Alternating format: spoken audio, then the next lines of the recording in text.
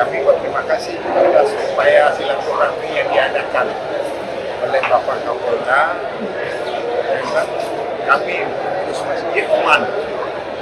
Maka di samping kami telah menerangkan kondisi masjid ini, mudah-mudahan selama ini masih berjalan dengan baik.